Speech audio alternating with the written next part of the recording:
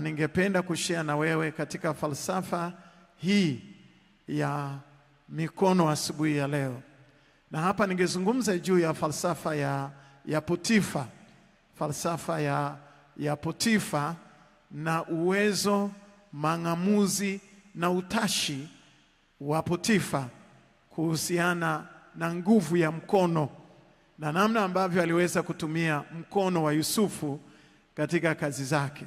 Ukisoma pamoja nami katika kitabu cha Mwanzo ule mlango wa 39 kuanzia mstari wa 3. Nitasoma kwa haraka. Mwanzo 39, nitaanza na mstari wa 3. Biblia inasema hivi. Biblia inasema bwana wake akaona ya kwamba Bwana yu pamoja naye na ya kuwa Bwana anafanikisha mambo yote mkononi mwake. Potifa aliona Mungu anafanikisha maisha yake kupitia kwenye mikono ya Yusufu. Mstari wa 4. Yusufu akaona neema machoni pake, akamtumikia, naye akamweka msimamizi juu ya nyumba yake, na yote aliyokuwa nayo na yote yaliyokuwamo akayaweka mikononi mwake. Akayaweka mikononi mwa Yusufu. Mstari wa 5. Kuna jambo nataka ujifunze kubwa sana siku ya leo. Ikawa tokea wakati alipomweka awe msimamizi juu ya nyumba yake na vyote vilivyomo, Bwana akambariki nyumba ya yule Misri kwa ajili ya Yusufu. Mbaraka wa Bwana ukawa juu ya vyote alivyokuwa navyo katika nyumba na katika shamba. Mstari wa 6 na wa mwisho. Akayaacha yote aliyokuwa nayo mikononi mwa Yusufu, wala hakujua habari ya kitu chochote chake ila hicho chakula alichokula tu. Naishia hapo. Nachotaka kuzungumza ni falsafa ya Potifa. Namna ambavyo Potifa ni Misri, lakini kwa neema ya Mungu ameenda sokoni, amenunua mtumwa wa Kiebrania, ni Mwisraeli. Kumfikisha nyumbani kwake, akashangaa ng'ombe wanazaa mapacha, mbuzi wanazaa mapacha, vitu vinafanyika kile kazini, ana kibali. Akang'amua kwa mang'amuzi yake kwamba huu sio mkono wangu, maana mimi nilikuwepo kabla ya Yusufu hajaja nyumbani kwangu, lakini kwa haya ninayeyaona sasa, huu ni mkono wa Yusufu. Kwa hiyo akachukua vyote alivyokuwa navyo akaviweka mikononi mwa Yusufu. Nataka niwaulize jambo moja, ninyi wa Afrika. Umewahi kusikia mtu anasema kwa maisha ya kawaida tu, fulani ana mkono? Ushawahi kusikia kitu kama hicho? Kuna watu wana mkono. Kuna mwingine ana mkono wa kupika. Akipika tu kwenye sufuria unaweza ukahama kwenu. Ana mkono. Kitunguu ni kile kile. Ubwabwa ni ule ule, nazi ni ile ile, na samaki ni wale wale. Lakini akitilia mkono wake ni kitu cha tofauti kabisa. Unaweza ukahama. Jamani, kupika sio kwa sababu unaenda supermarket, kupika mkono. Sio kwa sababu umeenda sokoni umenunua vitu Kariakoo. Kuna mkono wa kupika. Sijui kama umewahi kusikia. Kuna mtu anasema kuna mafundi, lakini kuna fundi ana mkono. Akishika furniture kama hii, kila mtu akifika nyumbani asema, hivi nani alikutengenezea? Si kwa sababu wote walisoma VETA au wote ni engineer. Kuna mmoja ana mkono. Mimi niliwahi kukutana na fundi mmoja wa rangi. Yaani yule jamaa akiweka mkono wake kwenye ukuta wa nyumba yako, kila mtu akija lazima atakuuliza, nani alifanya hii kazi hapa? Nani alikusaidia hii? Nani alifanya? Huyu fundi nitampata wapi?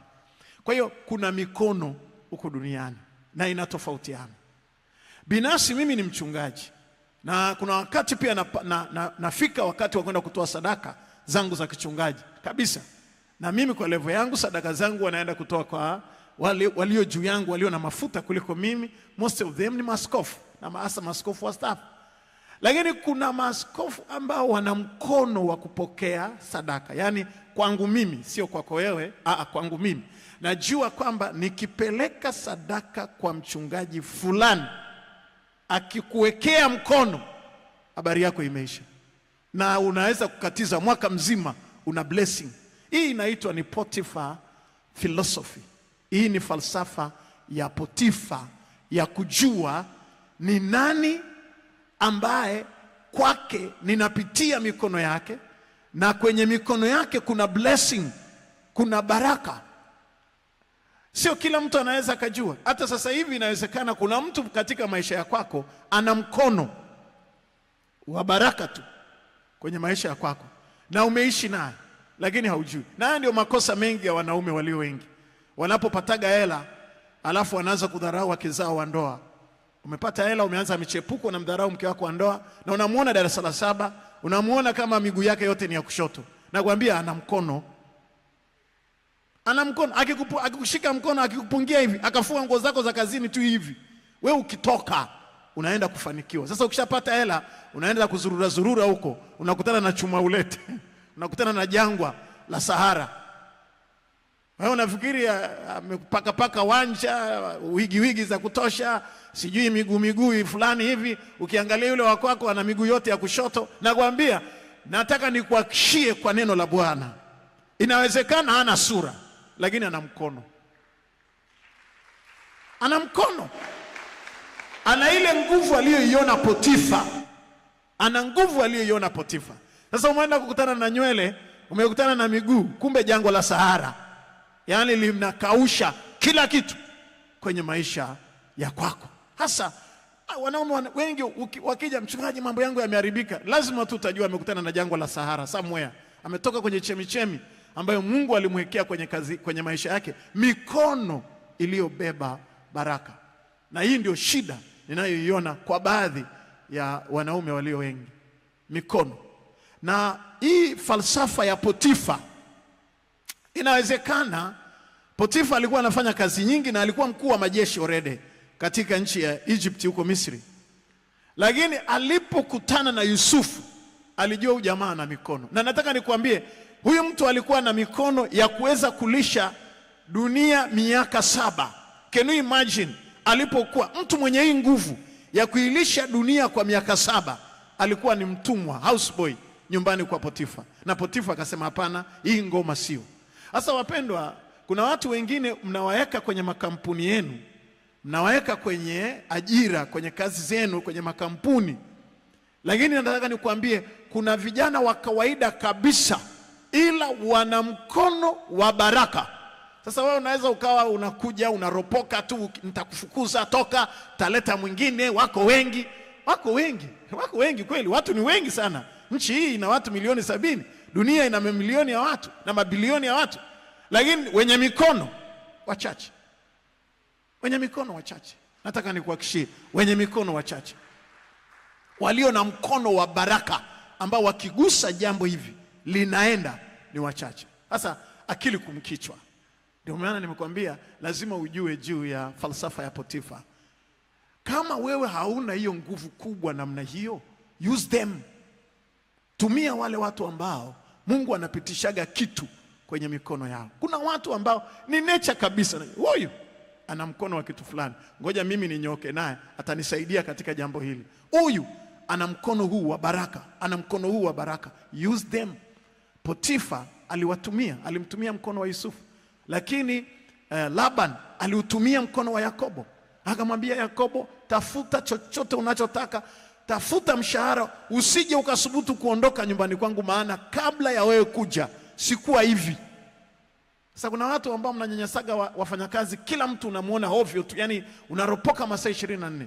Angalia Laban, angalia Potifa, alijua juu ya mtu mwenye mkono katika business yake, kwenye uwekezaji aliyokuwa nao, kwenye biashara na kila kitu alichokuwa nacho.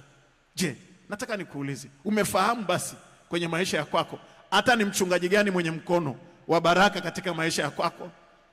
Au unafikiri ni wote? Umefahamu basi kwa hakika ni mtumishi yupi ambaye katika maisha ya kwako uliyekutana naye kwenye kazi zako na unaona mambo yako yanaenda? Do you know? Umeweza kuidentify. Ndio maana nimekuambia hii ni falsafa ya Potifa. Falsafa ya Potifa, kuidentify na kujua kwamba hiki ni kitu fulani. Nitakuchekesha. Nyumbani kwetu sisi, nilipokuwa mdogo, tuna mdogo wetu. Yule mdogo wetu ana mkono. Akiweka mayai kwenye kuku anayeatamia, yani yatatamia mayai yote, na kama kuna jiwe liliingia hapo kwenye mayai linaweza na lenyewe likageuka kuwa kifaranga. Utaamini. Na sasa tulimfahamu sisi nyumbani kwetu. Kwa hiyo kuku wakiwa wanatamia huko kijijini, nilipokuwa mdogo, kuku wakiwa wanatamia mpaka wajirani, anajama, naomba uje kuniwekea kuku wangu tafadhali mayai. Sisi nyumbani kuku ameatamia, yamuite Anase, anaitwa Anase, njoo Anase, weka mayai. Yaani wanaanguliwa wote, weka sasa wewe mwenye mkono wako wa kushoto. Maviza mpaka unakuwa mteja wa waganga wa kienyeji kuja kuchukua mayai visa. Nakwambia hutaamini. Sasa anatamishi. Sasa ikifika wakati wa kijijini, ikifika wakati wa, yani ni kitu cha ajabu kabisa, ni falsafa ya ajabu. Ikifika wakati wa kuku wamepata kideri, so unajua kuna wakati fulani ugonjwa wa kideri unakuja kijijini, makuku yote yanakufa. Na kuambia kuku za kijiji zitakufa, sio za huyo mdogo wangu anaitwaga Anase, kuku yake haifi. Sisi tukajua kwamba hii ngoma ina kitu cha tofauti na sisi. Kwa hiyo ikifika wakati wa kideri anasema, haya wenye kuku zao wanaotaka zisife wanipe.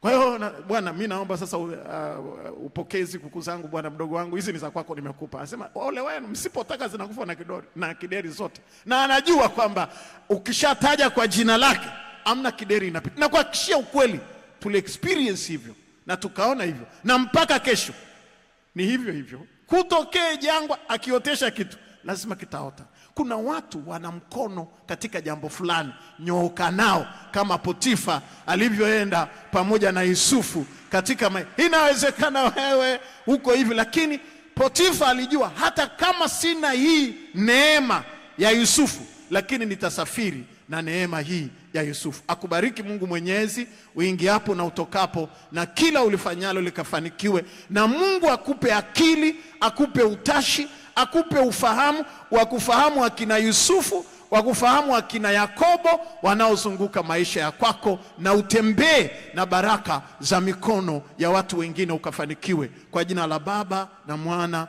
na Roho Mtakatifu, wote tuseme amen.